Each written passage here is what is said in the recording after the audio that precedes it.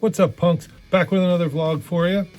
For this one, we were actually invited to a really soft Sabbath game out in Mos Espa, but by the time we got there, some crazy Wookiee had already busted up the joint and the game was off. So we had to jet back here to Parx for some 2-5 action, but the force was with us. We ran pretty good, but instead of me talking about it, let's get to the hands.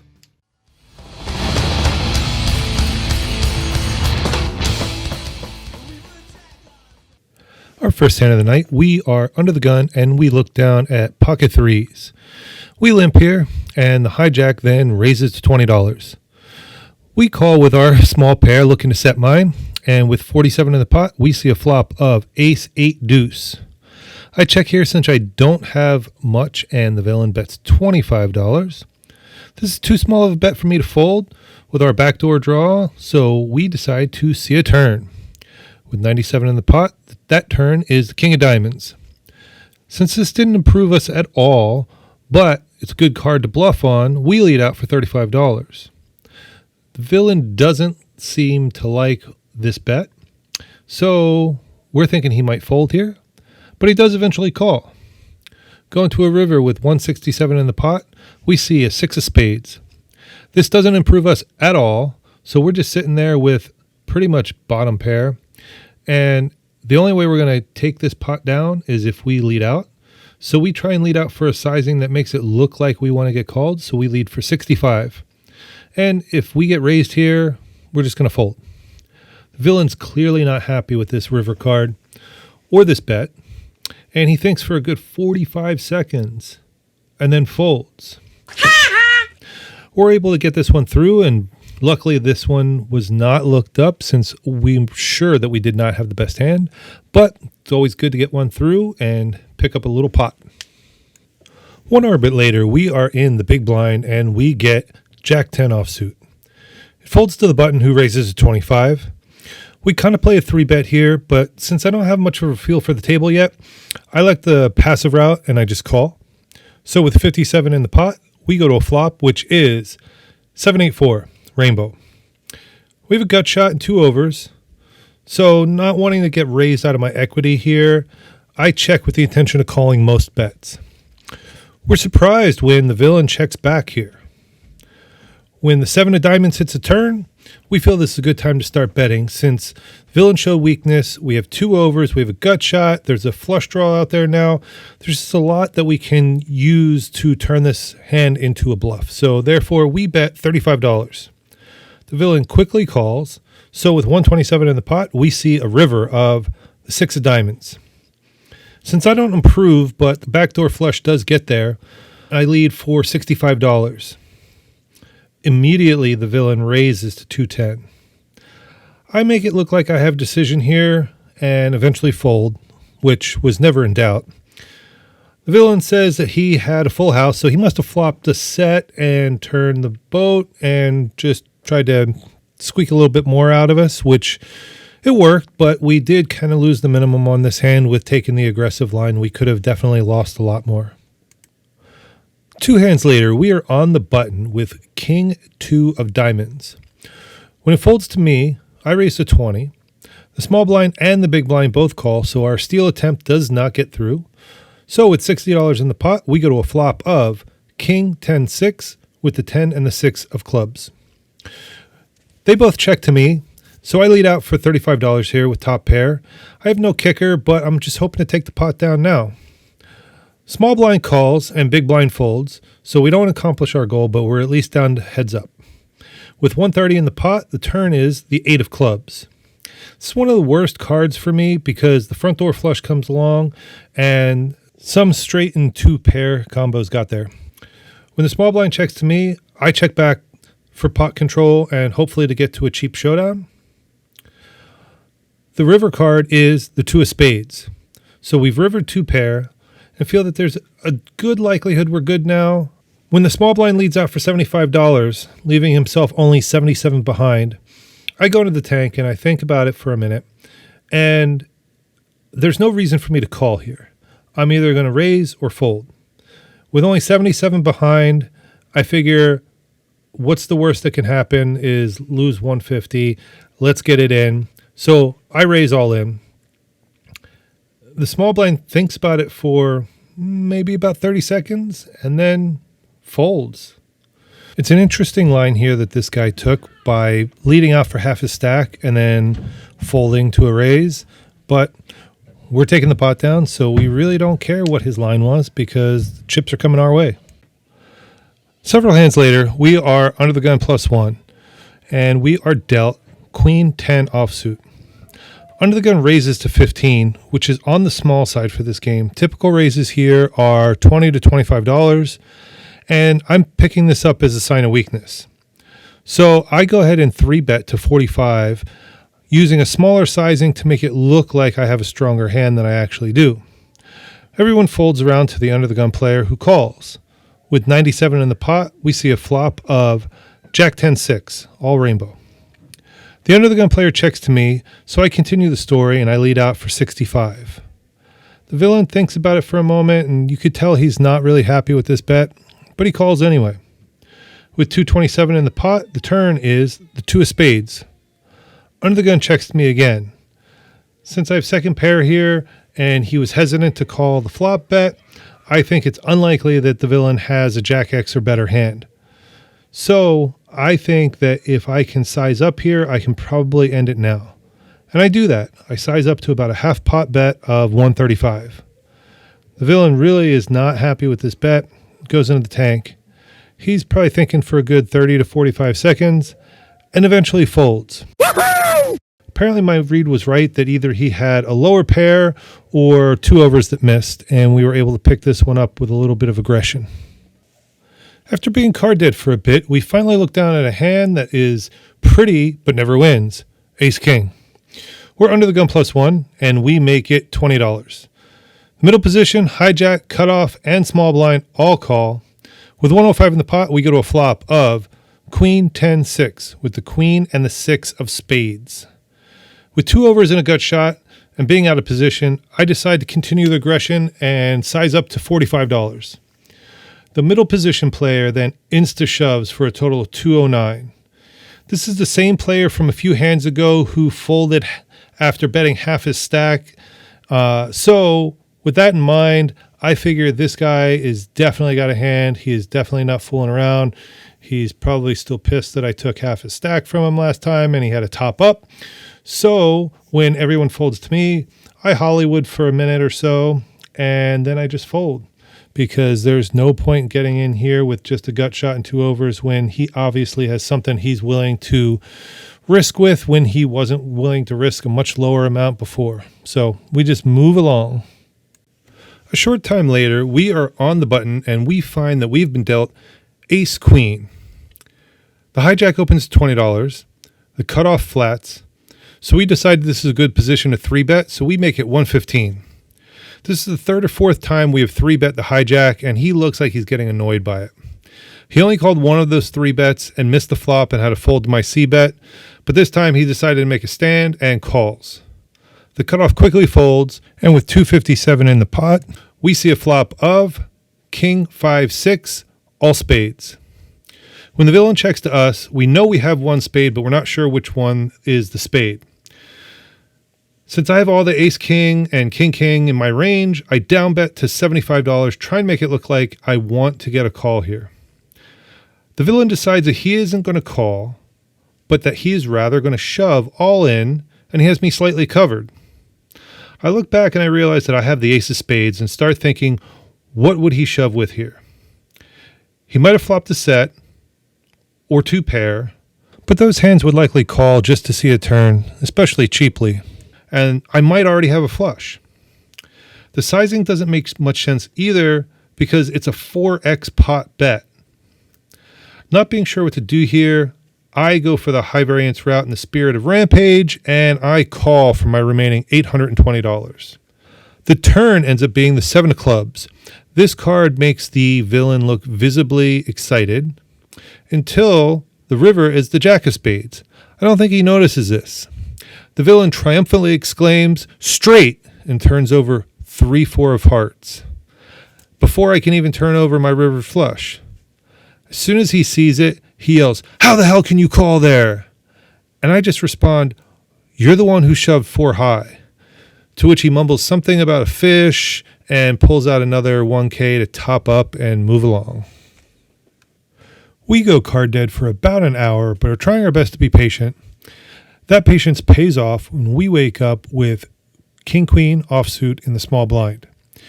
Folds around to the button, who raises to 20. We call, as does the big blind. We're off to a flop 3 ways with $60 in the pot of Ace, Queen, 4. I hit middle pair and I check in flow, and the big blind checks as well. The button bets, as expected, for $25. We call and the big blind folds. Going to a turn with $110 in the pot, heads up, we see the King of Diamonds. This is a good card for us, improving us to 2 pair. However, it does make the board a little bit wetter and a little bit more connected, brings in a backdoor diamond draw. With all this in mind and the fact that we don't want to fold out his bluffs, we check and intend to just call almost any bet that he puts out there. The button bets small for $50. This is an easy call, as raising seems too ambitious here, and we're not likely to get called by anything we beat right now.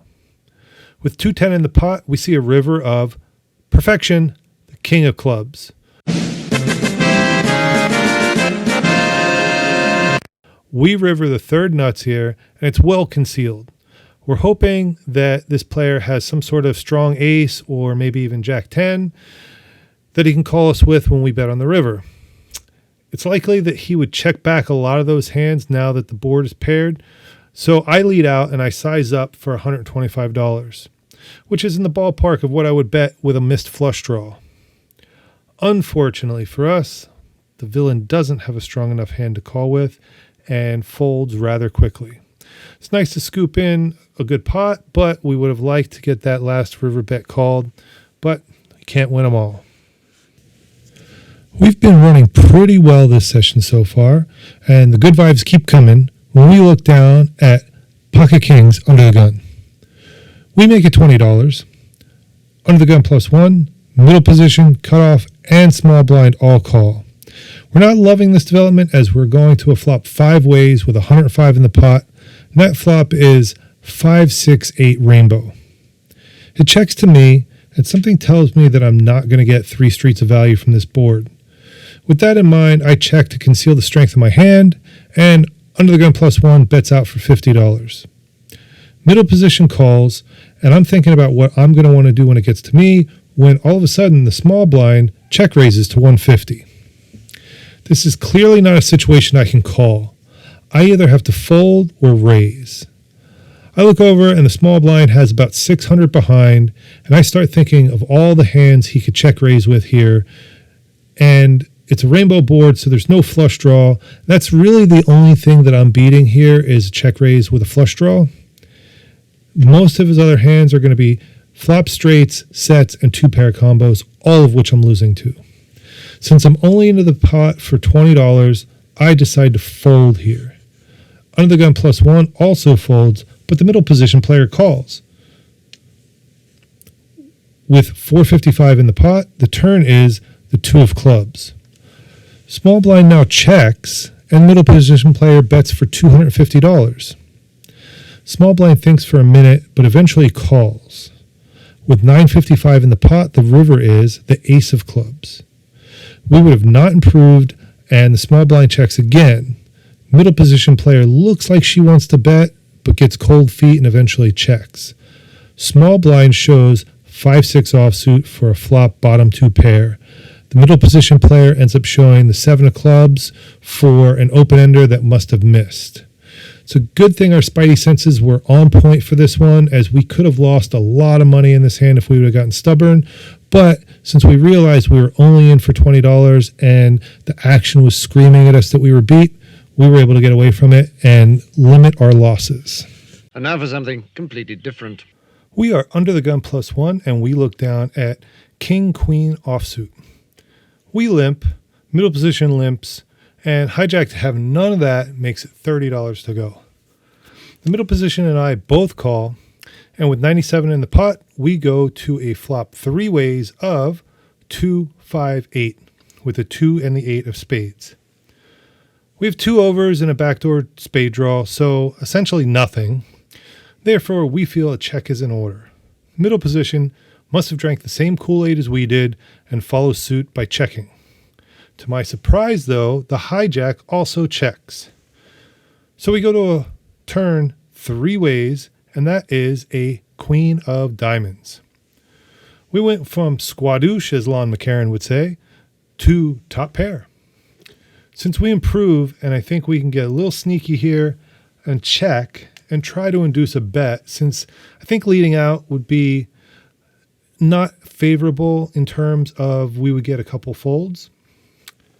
Middle position player checks as well, which I expected, but the hijack comes through for us and bets $30.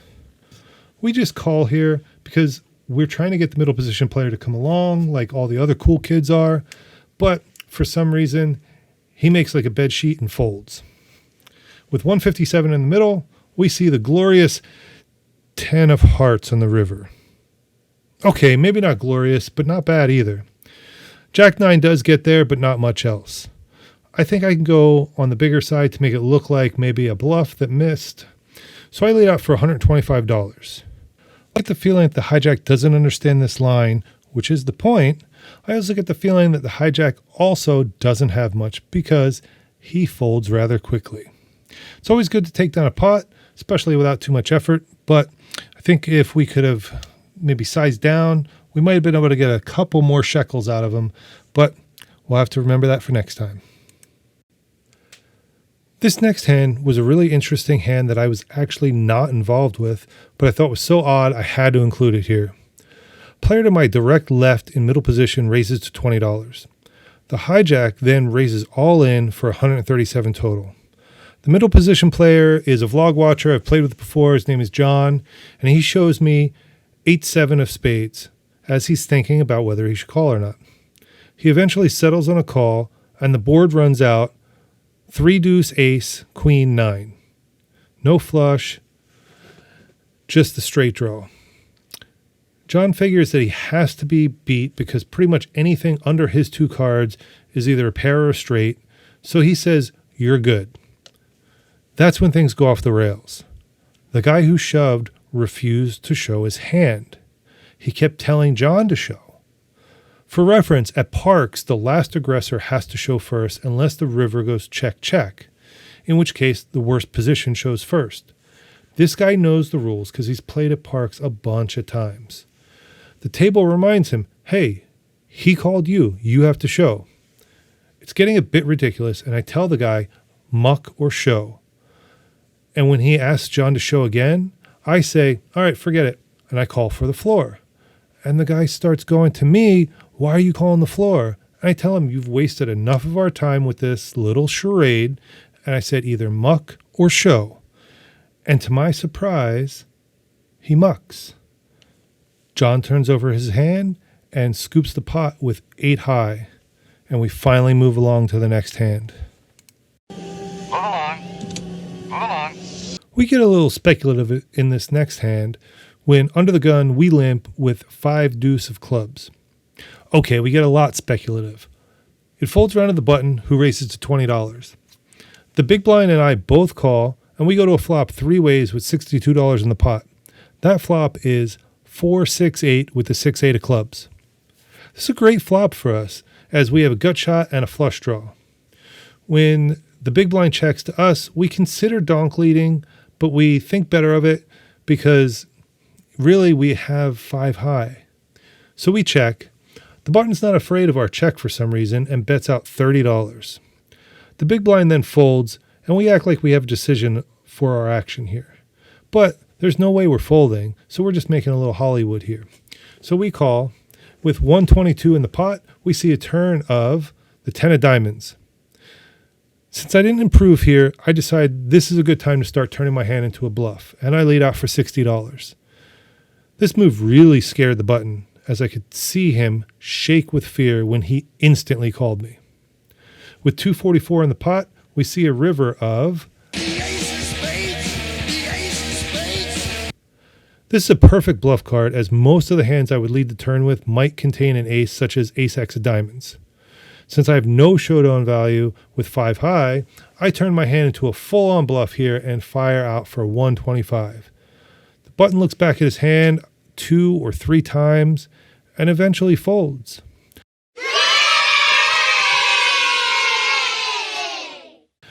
I guess he had a middle pair or 2 high cards that missed. Either way, I'm happy to take down another pot uncontested, especially one with only 5 high. In this next hand, action folds around to the cutoff, who opens for $20. The button folds, and we're in the small blind and look down at 9-8 of diamonds. We call, and the big blind folds. We head to a flop heads up with $45 in the pot, and that flop is 6-4 jack with the 6 and 4 of diamonds. It's not a bad flop for us considering that we have flopped a backdoor straight draw and a flush draw. We consider leading out here, but we think better of it since we only have really 9 high here. So we check to the cutoff, who bets for us for $35. We think about it for a moment, and we could raise here, but if we got 3-bet, we would have to fold, so we'd be really losing our equity here. With that in mind, we just call and we go to a turn. With 115 in the pot, we see the glorious ace of diamonds on the turn. We've gone from hopeful to strong, and we check again to conceal the strength of our hand. The cutoff obliges us and bets for $60 here. I could check raise here to try and get more value if he has something like a pair with a high diamond, but instead I choose to just call and try and get a river bet called. With $235 in the pot, the river is the jack of hearts. Not great since it paired the board. It's unlikely that he has a boat since he let out, but there's always that chance. And I think if he had a jack X hand, he could call a pretty substantial bet. So we think a half pot-ish size bet is warranted, and we lead out for $125. Unfortunately for us, the cutoff folds rather quickly. Must not have had too much, or he just really sniffed out our flush and was able to get away for relatively cheaply. But in the long run, it's all about scooping pots, and that's what we did here. So all in all, it's still good. The trend of the evening continues with us having marginal hands under the gun that we want to see a flop with. This is no exception when we look down at pocket 4s under the gun. We limp, action folds around to the button, who is a pretty competent player, who we've played with a bunch before, and he raises to $25. We call to set mine, admittedly not the best call since it's going to be heads up pot, but we've been running pretty well, so we're going with the rush. With $57 in the pot, we see a flop of 5-5 deuce. This is actually a pretty good flop for us as it's all low cards, and if he didn't have a pair already, then we're in good shape against any ace X hand or king X hand that could have opened the button. With that in mind, we just check because we don't want to play a bloated pot out of position, and we let the button go ahead and bet for $35. We just smooth call because there's no way that we're raising here because we're only going to get called by something that beats us. We probably also get called by any 2 over cards. With 127 in the pot, we go to a turn of 5 of spades. As long as we weren't behind already, nothing has changed as we've now boated up. We check again, and the button obliges here and bets $80. Something just doesn't seem right, and we decide to call. We really think that this is more of a blocker bet and trying to push us off a hand, but not with too big of a sizing. We go to a river with 287 in the pot, and we see the 6 of hearts. Again, this card is unlikely to improve the villain, and choosing the low variance route, we decide we have plenty of showdown value, and we check. The button puts us to the test and bets $210. I think about it for a little while, and this is definitely a bet that he could be making with, 2 overs or some other non-paired hand. I go with my gut instinct, which is telling me that we were good the whole way, and I quickly call. Villain tables ace king of diamonds. And we're able to scoop a really good pot here in a true test of wills. In our final hand of the night, we are under the gun, But instead of having a small pair of some sort of weak suited cards that we feel like playing, we look down at Ace Queen. A refreshing sight under the gun since we haven't had a lot of good hands under the gun all night. We raise to $20. The action folds around to the small blind. This is the same gentleman who refused to show his hand the last time he was all in and mucked against the 7-8 of spades. He just open shoves for $515. When action's back on me, I think that Ace Queen is well ahead of his shoving range, which it has to be very wide if he couldn't beat 8 high last time he shoved. It just seems too odd of a spot for me to fold, and I've been running so well all night that I just decide to call. With 1,037 in the pot, we see a run out of 3, 5, 8, 2, 9. When the small blind is hesitant to open, I table my Ace Queen thinking I must be good here, only to get the bad news when he tables Ace King for the only non-paired hand I can't beat.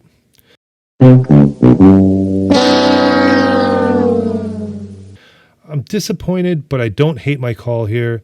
This player has already shown that he can shove wide for no reason, and I think against this particular player, it's a profitable call in the long run, but unfortunately, this was not one of those profitable times.